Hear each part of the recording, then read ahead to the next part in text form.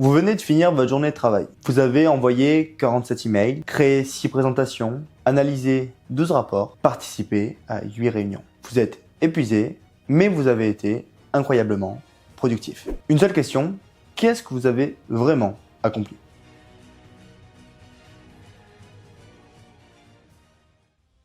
Depuis 2 ans, on nous vend le même rêve. L'intelligence artificielle va nous rendre super productifs. Faites plus, plus vite, en moins de temps, automatisez tout, déléguez à l'IA, libérez-vous. Et c'est vrai, l'IA peut faire tout ça. ChatGPT écrit vos mails, Midjourney vous fait vos visuels, Claude analyse en temps réel vos données et Nuta analyse vos notes de réunion. Le problème, ce n'est pas que ça marche pas.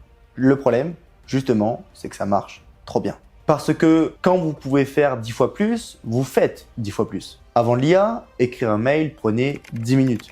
Vous réfléchissiez, vous choisissiez vos mots, vous le relisiez, vous l'envoyiez. Maintenant, ChatGPT le pond en 30 secondes. Alors, au lieu d'envoyer 3 mails par jour, vous en envoyez 30. Avant, créer une bonne présentation prenait une journée. Vous structuriez votre pensée, vous cherchiez les bons arguments et vous designiez.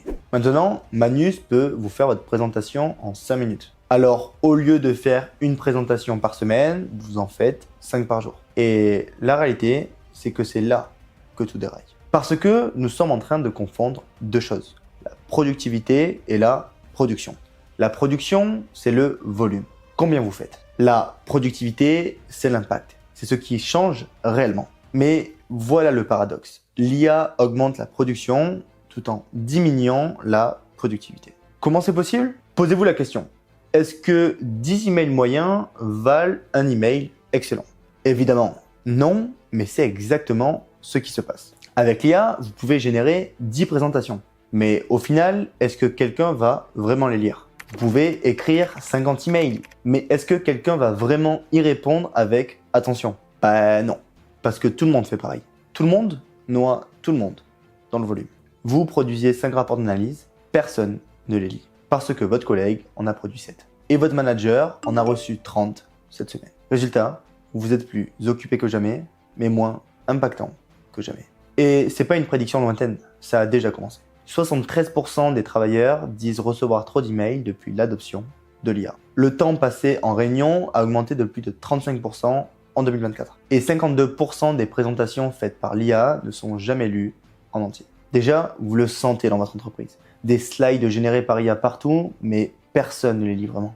Des rapports produits en masse, mais aucune réelle décision n'est prise. Des analyses multipliées, mais aucune action concrète mise en place. Nous sommes en train de créer un bruit, pas du signal. Et maintenant, projetons-nous en 2027.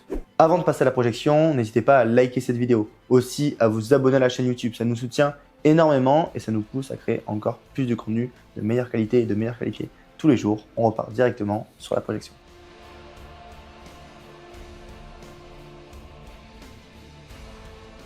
En 2027, c'est là où toutes les organisations vont se réveiller, brutalement. Elles vont se rendre compte que le problème n'est pas comment produire plus. Le problème, c'est comment décider quoi ne pas produire. Les entreprises qui gagneront en 2027 ne seront pas celles qui utiliseront le plus l'intelligence artificielle. Ce seront celles qui utiliseront l'IA pour simplifier, clarifier, éliminer. Moins de rapports, mais des rapports qui comptent. Moins d'emails, mais des emails qui décident. Moins de slides, mais des slides qui convainquent. Et nous, on s'en rend compte aussi avec Stratia qu'on accompagne des PME et des ETI dans leur transformation digitale et notamment leur intégration de l'intelligence artificielle. Quand on leur crée leurs propres outils, on ne va pas aller chercher des IA qui vont s'activer toutes les millisecondes, qui vont juste créer de la donnée pour créer de la donnée et au final perdre dans du volume. Non, le but c'est de trouver des tâches à faible valeur ajoutée, répétitives, qu'on va pouvoir automatiser parce qu'elles sont avant tout coûteuses, mais le but n'est pas juste de créer, juste créer du volume pour créer du volume.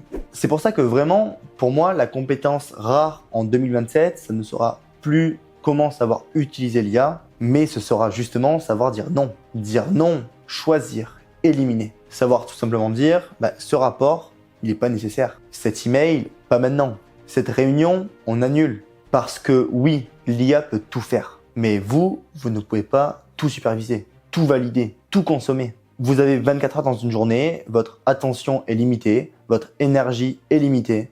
Alors la vraie productivité en 2027 ne sera pas de faire plus, ce sera même de faire moins mais mieux. C'est pour ça qu'il y a deux types de personnes qui vont émerger. Côté gauche, les personnes débordées, multitâches, stressées, ceux qui utiliseront l'IA pour faire tout ce qu'ils peuvent faire, ils produiront des montagnes, mais au final, personne ne les écoutera, ils seront épuisés, invisibles, remplaçables. Du côté droit, il y aura les personnes calmes, focus, avec un impact qui sera visible. Ce sera tout simplement ceux qui utiliseront l'IA pour faire uniquement ce qui compte. Ils produiront peu, mais chaque production aura un impact. Ils seront écoutés, respectés, irremplaçables. La différence, ce ne sera pas la technologie, ce sera tout simplement le discernement. Alors maintenant, concrètement, qu'est-ce que vous devez faire? Voilà mon conseil pour 2026. Pour chaque tâche que vous automatisez avec l'IA, demandez-vous, est-ce que cette tâche mérite d'exister? Si la réponse est pas vraiment, ne l'automatisez pas, éliminez-la. Parce que l'IA la plus puissante, ce n'est pas celle qui vous fait produire plus, c'est celle qui vous libère du superflu. La productivité, en réalité, ce n'est pas faire plus de choses, c'est faire les bonnes choses. 2027 approche, alors maintenant que vous savez tout ça, choisissez votre camp et on se dit à très vite.